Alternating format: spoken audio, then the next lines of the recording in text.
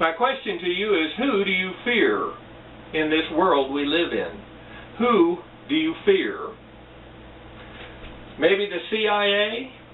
They brag, and the rumor says about 100,000 men, women, and children are killed by them every year around the world.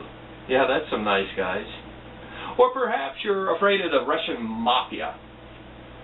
Perhaps it's our own homegrown Hell's Angels. Or maybe the Mexican drug lords.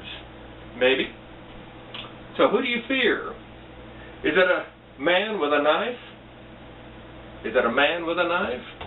Perhaps it's a man with a gun that you fear. Perhaps it's our own government, IRS, that can put you in prison. Who do you fear? Well, the Bible's pretty specific about who you should fear. And that is, fear not, it says, the man that can kill you. Fear the man that can take your soul. Fear the man that can take your soul.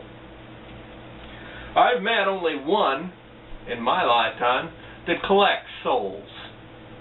You heard me right, he collects souls. He comes through now and then. He's a salesman, traveling salesman. But he collects souls on the side.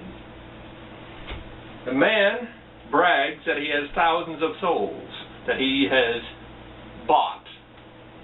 That he has bought from people. They sold their souls. Not to the devil, but to him. And then he turns around and he sells them. And he said, you'd be surprised how many people buy souls around the world. Different organizations, different cults, and even some very, very rich people buy souls. They think, the rich people think, that on Judgment Day they may need a few extra souls to trade their soul into heaven. I hope it don't work that way. People that they preach that they are atheists, and he said it's real easy to go up to an atheist and say, you don't believe in God, therefore you don't have a soul. If you don't have a soul in your mindset, sell it to me. And it's interesting how he has them do it. He told me that, and I saw his paper on it.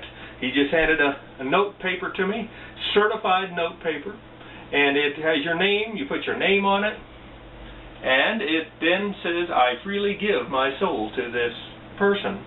And it was interesting because he said, as soon as you sign it, and he said as soon as he gets that from them, he makes a copy of it, takes a picture, a copy of it, but then he takes the original and sets it and sprinkles it with blood, and then he sets fire to it.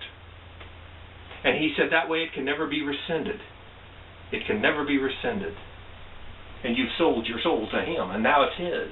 And he can do anything he wants with it. Anything he wants with it. And so just in case you think that there are just people out there, the druggies you have to worry about, or the crazies, or our government that's beyond tyrannical and heading that way, there are also people out there trying to get your soul. And this guy was one of the very few people that frightened me. And as the Bible says, fear not the man that can kill you. Fear the man that can take your soul.